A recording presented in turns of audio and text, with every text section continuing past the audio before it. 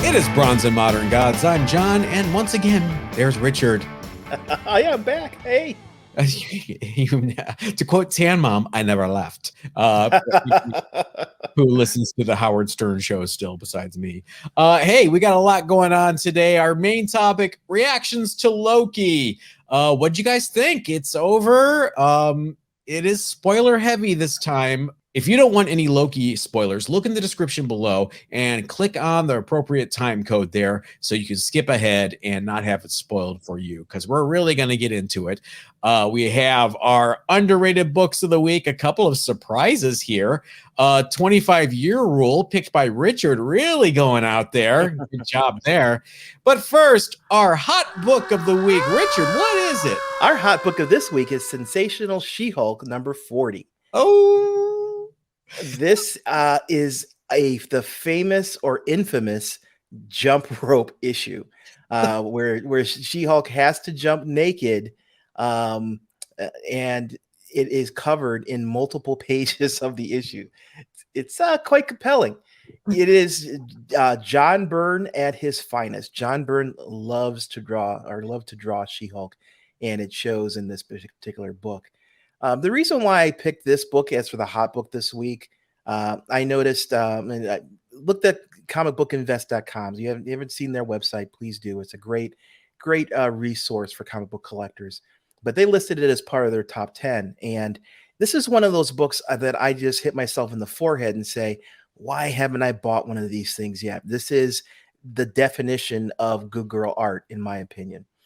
Yeah. Well, let's go back a little bit. Do you know how that issue came to be? Do you know the running joke that was happening in She-Hulk at that time? Yeah, why don't you go over it? John Byrne had written, the Jennifer Walters She-Hulk character in a way that she constantly broke the fourth wall, kind of like I'm doing now, where I'm looking right at you, and one of the jokes that she had to do something, or something had to happen in the book, and she kind of made a joke to John Byrne, the writer. Well, if that happens, I'll jump rope in the nude, and it ended up happening. So this is her paying her debt to the creator, John Byrne. Very meta, very, very, very cool. This whole the whole run was that way. The breaking of the fourth wall was an integral part of the way John Byrne told, the way the story was told, and the art for this issue is, like I said, exemplary. The way he blends the jump roping to mask the nudity is perfect. I mean, it. Could this book be published today? Well, okay, it could be published today. Yeah. By an indie. Could Marvel publish a book like this today? I mean, look at the furor over the J. Scott Campbell drawing Mary Jane Watson fully clothed on a couch holding a cup of coffee. Yeah, that's a good question. I mean, are we more prudes now than we were in the 1992? Yes. I can answer that question. Yes. I you know what? This book already exists, so we're in a good spot. If it didn't exist, John Byrne would have to actually do it. I like that. It already exists, so the census is pretty heavy with 9.8s for this book. There's 164 9.8s out of the 357 graded. GPA is $306 for the 12-month average. 90-day average is $525 for 9.8s. But one of the reasons why this got called out by comicbookinvest.com was there was a recent sale for a 9.6 of $650, which exceeds the current 9.8. If you look on eBay, there are listings on eBay for 9.8s for anywhere from $1,300 to $2,800. Don't do that, people, please. No, and this is for the direct. There's also a newsstand for this book, which goes for a substantial increase over the direct. But yeah, don't pay $1,300 when the GPA average is only $525. A more reasonable number is probably $600, $700. And you watch the eBay average sales. That's what I see when I go and look at the sale figures for this book. But for all of the John Byrne run, I say pick it up. If you come across issue number 1, issue number 60, issue number 50, there are a number of great issues in this run. John Byrne did an exemplary job for it. Pick up what you can find. Yeah, this is one you see at every convention on someone's wall. It's definitely a wall book for dealers. It doesn't last long when it goes up. I'm almost afraid to say this next part, but you know what? I don't subscribe to fear, so I'm going to say it anyway. This is the kind of book you can still find in the long box of your local LCS and take it to the front, and they will either look up a new price for it, or you can be honest and be a great person and say, do you know this book is worth a lot more than $5? You should really charge me $80 for it. It's up to you. Yeah, I agree. This book and all of this run is most likely can be found in long boxes, $5 bins, $10 bins. It's worth picking up if you find a good copy of this book, especially a newsstand. It's definitely worth picking up.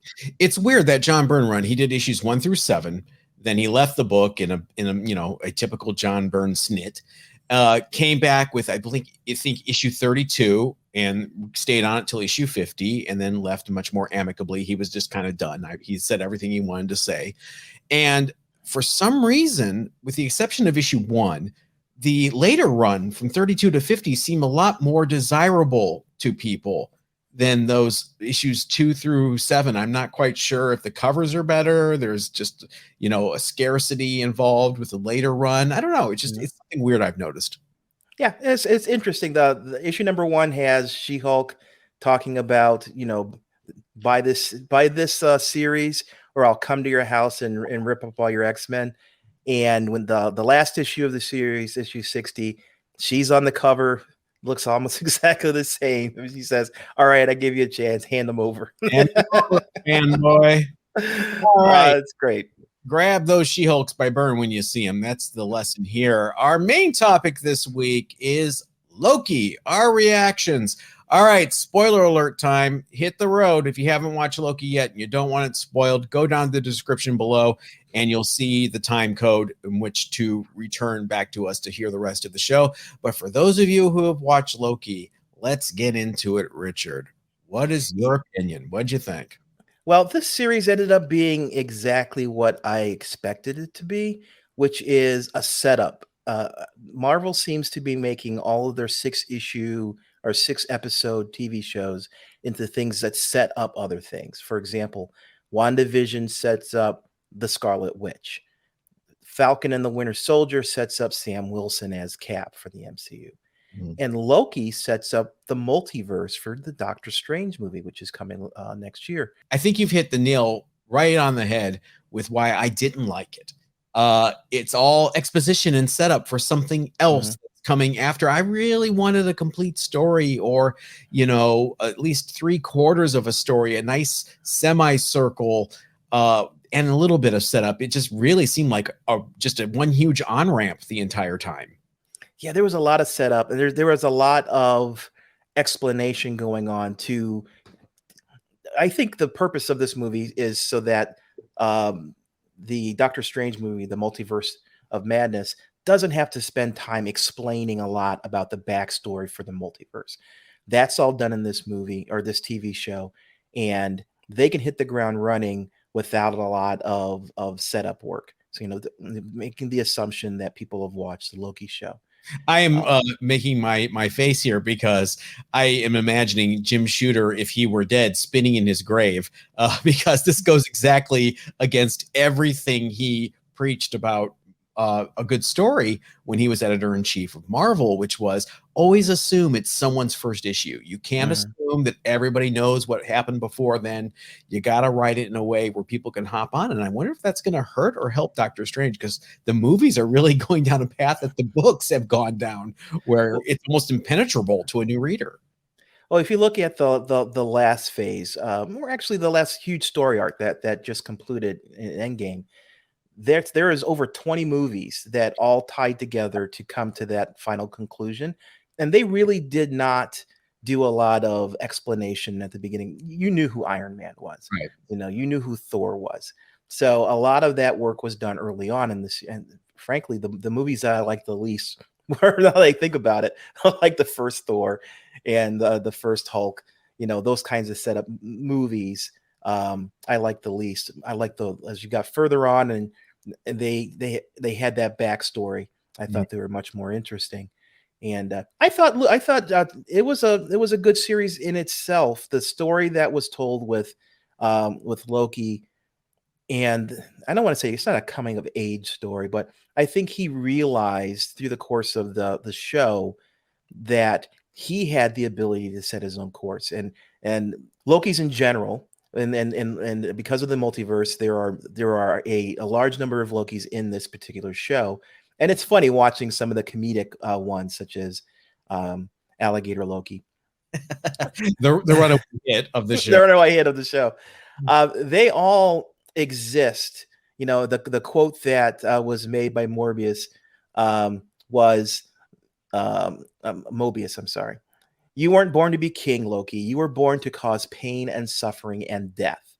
And I think that was that one sentence. That one sentence. It really describes the character of Loki through the rest of the MCU. Mhm. He was there as kind of a catalyst. Yeah. And the course of this show, I think he realized that he could play a different role, and it didn't have to fall into that frame. Sylvie, who is another incarnation of him, though I don't think it came to that realization. She was blinded by the anger and loss that she had suffered because of the TVA. And at the end, she again, we're not, spoilers coming. At the end, she kills the he who remains, who is the person who is in charge of the TVA and has been holding together the sacred timeline, the one timeline. She kills him, even though our Loki said, let's stop and wait and evaluate the situation, which is not necessarily the way he's been dealing with things through the rest of the movies. Right. She still kills him and causes that pain and suffering as Loki has always done. And I thought that was pretty powerful. So, Kang. Of course. He who remains is obviously a incarnation of Kang.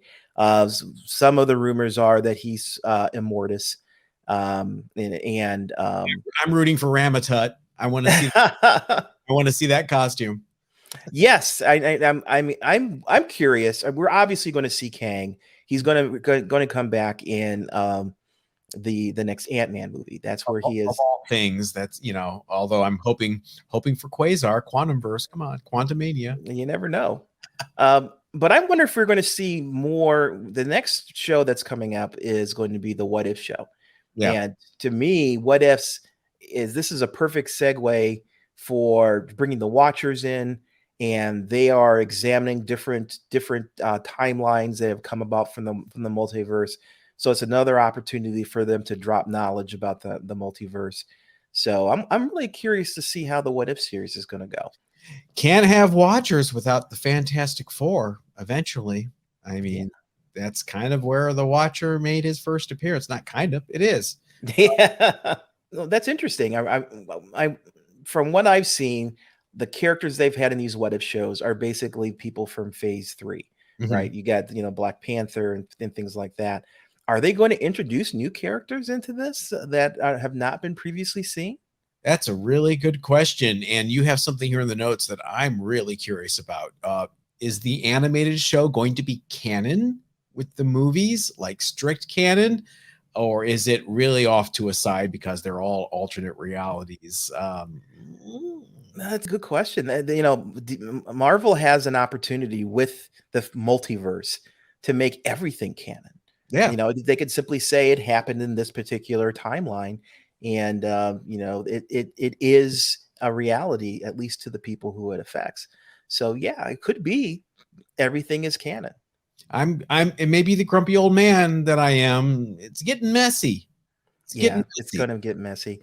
Can you imagine, at the end of Phase 4, into Phase 5, while this is all going on, people trying to keep in their head all these different timelines? Are they going to bring in Miles Morales and pull them in, and Spider-Ham, and there's just so much that can get even more messy over time. Let's go to a lower baseline. Baseline. With the Eternals. Okay, the Eternals are around. Where were they when Thanos was around? How come they didn't help? I mean, even simple stuff like that. It's getting a little. Hopefully, they'll address it. We have faith in these guys. Let's hope it's justified. So far, it has. Kevin Feige has done an incredible job steering the ship. So I'm not going to second guess him at this point. Yeah, but to go, but to go back to Eternals, half the universe disappears with a snap, and they're like, "Oh, we're not going to get involved." Dudes, if you're going to get involved anytime, now is the time to get. That's true. So That's true. I'm really curious how they're going to explain away that one. All right, if you've seen Loki, what do you think? Let us know in the comments below, and we will take some of those for viewer mail later this week. But right now, you know what? It's been a rough week, Richard. It's been a hard week for me. I'm going to have to be honest with y'all here, so I don't have a segue. It's a 25-year rule. The most depressing, somber intro to the 25-year rule. But I tell you, I feel better now because I saw your pick and I got really excited. Why don't you tell everybody what it is? My pick is the Acme Novelty Library #4 from 1995. It's 1995, but it won a number of awards in 1996. So I'm kind of stretching the. I'm going to look to the judges. Will we allow it? We will allow it. We will allow it. And the reason why I wanted to cover this book is I was doing some research into 25-year-old books, and then I was looking at the Eisner Awards, and this book happened to win the best continuing series, the best coloring, the best publication design. It won the Harvey Award.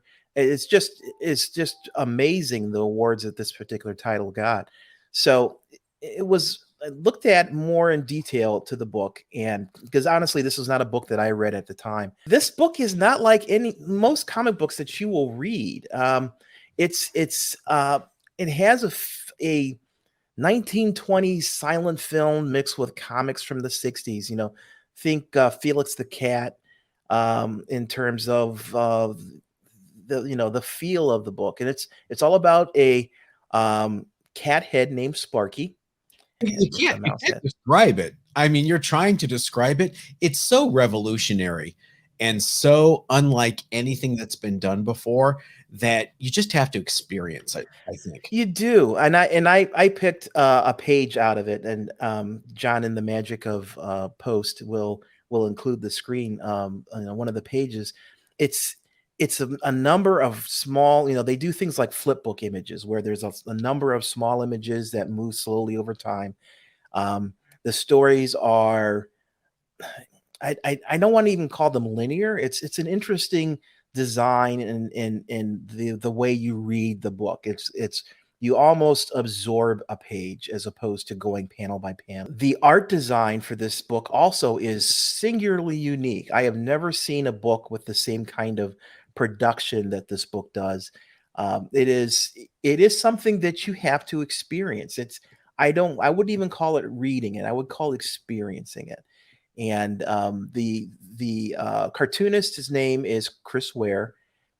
He has done a number of other books also as in this Acme Novelty series, and just an award-winning cartoonist. And I really think everyone should have an opportunity to read at least some of his work.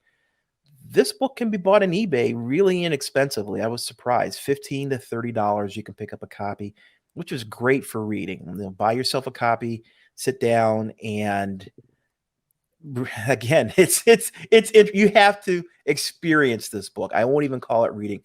Experience it. And I put in here the feel for the book is very introspective. It's very autobiographical from the cartoonist. He's putting his feelings and his emotions in the page. If you like Amy Mann's type of music or Willie Nelson's music, that's introspective self-examination. A lot of this work feels to me the same way. I like that you use music to describe it and those particular artists, because it really is evocative of that type of confessional singer songwriter up close to the mic with an acoustic guitar kind of feel. And it is still in print. So if you don't want to drop 15 to 30 bucks on a first print, you can get one of the many later printings or collections.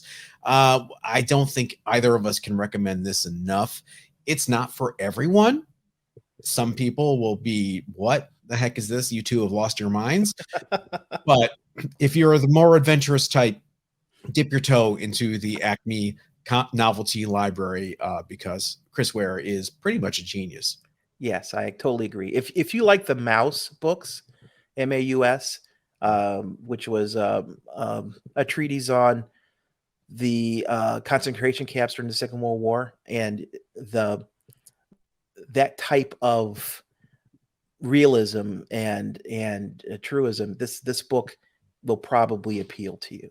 Yeah, there are books from this era and slightly before that are just essential for people that like the form of comics. Love and Rockets, obviously, Yummy Fur, things like that, where you know, you got to put the capes aside for a little bit and kind of dig into the potential of the medium. And we don't talk about them enough. I think our second episode was focused on indie comics of the 80s, and it's one of our least viewed episodes. So hopefully we didn't lose everybody. Yeah, no capes in this book. No capes, but we're going to resolve that right now with our underrated books of the week. Well, mine is a superhero book. It doesn't have a cape, but it is Namor #1. This is the first issue of the John Byrne relaunch. It sets up several new status quos for Namor. For example, it resolves the issue of his inconsistent characterization. Sometimes he's a hothead. Sometimes he's really a level-headed guy that you can talk to. Sometimes he's an impetuous, impulsive ruler. Sometimes he's really wise. What the heck? Kind of has a multiple personality syndrome happening here that is resolved in this run. I won't spoil how, but as part of that resolution, he becomes a businessman and decides to try to work for change, for environmental change from within the system. Sets up something called the Oracle Foundation, which is a very Tony Stark-esque business devoted to environmental concerns. It could potentially play a role in the MCU. If you're going to look for a realistic way to introduce Namor into the MCU, the Oracle Foundation could be a really good way of doing it, especially since it played a role in the war with Wakanda and things like that later on. The really cool thing about this book, the early issues are by John Byrne. I mean, wrote it, drew it, inked it, you name it. It's a John Byrne episode, isn't it? It sure is. He used a really cool technique called duo shade, where he drew on this specialized paper called duo shade paper.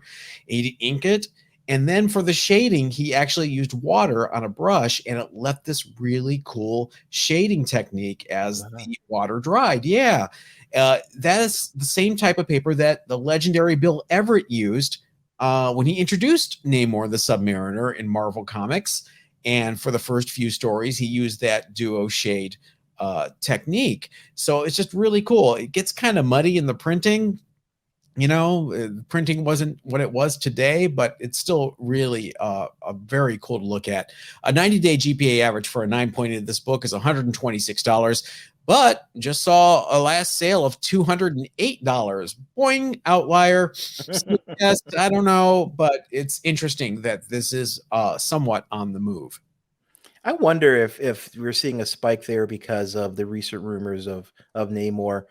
His first appearance obviously is unobtainable. His first Silver Age appearance is nearly unobtainable. His first solo series, Submariner #1, is starting to be unobtainable. So, you know, people are going down that list, and Namor #1, I think here in this series is an affordable pickup and buys you into that whole story. So I'm wondering if that's why we're seeing kind of a increase in value. Could be. It's a nice little run. I mean, Byrne leaves with issue, I believe, 25 or so. He stops drawing it with 25, and Jay Lee takes over. It was Jay Lee's first big assignment at Marvel. And then Byrne actually leaves a few issues after that, but it ran for just as long without him. It ran to, I think, the early 60s. So it was a nice 5-year run. Interesting stuff in that book. I won't say the quality held out the entire length of the run, but it was never a book that you would want to throw across the room after looking at it. Like, ugh, why did I buy it? And this is definitely a book you can find in series you can find in dollar bins. Well, I would pick it up and take it to the counter and either let the retailer reprice it for you or let him know that it's actually sold for $206 last sale. Oh, yes. Carry your phone around and just show them. I actually bought this entire run off eBay 2 years ago, and I am ashamed to say I never unpacked it. It's still sitting in the box that the shipper sent it to me. But at the time, I paid, I think, $40 for the whole run, and it's not an expensive run, at least at the time. And I think there's still opportunity to find this book at an affordable price. Yeah, I agree. What do you have? I see this. This is 2 Fantagraphics books in a row for you. I know. I am a huge. I can't say I never realized how big of a fan I am of Fantagraphics because a lot of the books that I really liked back when I first started collecting comics are Fantagraphics books. And this one is another one. This is Critters #1 from Fantagraphics. This is a collection of funny animals stories. Now, by funny animals, they basically mean animals that are anthropomorphic. They act like people. They just have animal features. They have animal heads and tails and all that fun stuff. But other than that, the stories themselves are stories of people. So this book includes a story for Usagi Yojimbo, the samurai rabbit that was introduced in Albedo #2, which is just unobtainable right now. So this is a very early story for Usagi. It's the first appearance of Jen, who is a rhino samurai that is sometimes friend, sometimes competition to Usagi. And this is one of those books of those early Usagi appearances that is starting to see an increase in value. There are other stories in this book, but this is the one that really seems to inspire people to collect. Yeah. It's a tougher book. I really never understood how tough it was to get a higher grade. There are on the census, there are only 20 9.8s of this book. There's only 79 books total graded. And I know this was not a really low print book. This book is available. If you were to look for it, you could find it. But again, it's those higher grades that because of that cover, it's a bluish cover that shows ticks. And Fantagraphics books, I don't think really had the same cachet that Marvel or DC. People weren't checking on them; they were reading them. Right? Yeah, absolutely. When I was collecting these books initially, that's what I did. I read them. Yep. But I'm confident there's still books out there to find. The GPA census, the GPA numbers on this book, the 12-month is $286 for a 9.8. The 90-day is $588. It's starting to significantly spike. There are books up on eBay for $1,200 as usual. Don't buy those because that's not smart. Always look at the sale price, the sold listings for eBay. But this book has some heat, and I think as a #1 and a contemporary for those Albedo #2, #3, #4, and of course Usagi #1. This book is going to continue to go up in value. This is, again, one of those books you may find in the boxes at your LCS. Make sure you take it up front, ask him to reprice it for you. You can also let him know that the last sale for 9.8 was $588. So no matter what condition this one is you found in the box, that you're willing to pay $588 for it. Please let them know. Oh, please don't let them know. I think I found a new running joke. Yeah, I think you did. Yeah. just screwing around, right? You know, I'm just. But no, it's this is one of those books that reminds me of young me collecting, because becoming between Usagi and Love and Rockets and of course Critters, because Critters goes on for quite a number of issues. That's my youth.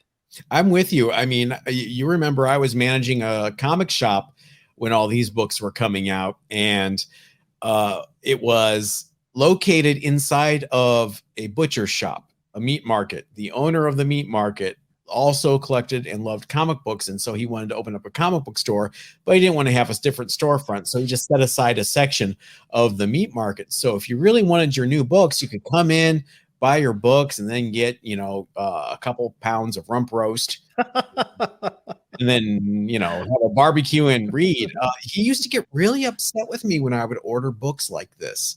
Really? No one's gonna buy that. Why are you ordering that? And then they would always sell. And because he was very much a Superman DC superhero kind of guy. So I like to think I helped expand his horizons a bit with some indie books, American Flag, Love and Rockets, stuff like that. He never carried until I got there. And to my credit, it worked. He did really get into the indies after that. So when people bought steaks, did they take him up to the counter and did he reprice them before he sold them? The steak would say $3.99 a pound. You would order it, he'd bring it up and he'd go, oh, hold on a second, I reserve the right to change the price per pound on this steak. You don't realize there's a meat shortage right now, so hold on, let me look on eBay to see what these steaks are selling for. Guys, it's comic books. We're only having fun. If you get too serious about it, you might want to take a step back, take a deep breath, and go, right? Kumbaya. That's right. I don't even know what to say anymore, except for that's going to do it for this week. Make sure you follow us at Bronze of Modern Gods on Facebook and Instagram, or bronzeofmoderngods.com, or don't. See if we care. Like this video, subscribe, hit the notification bell. Rich, any last words for this week? The only ones I can think of is everybody stay safe. All right. Bye, everybody.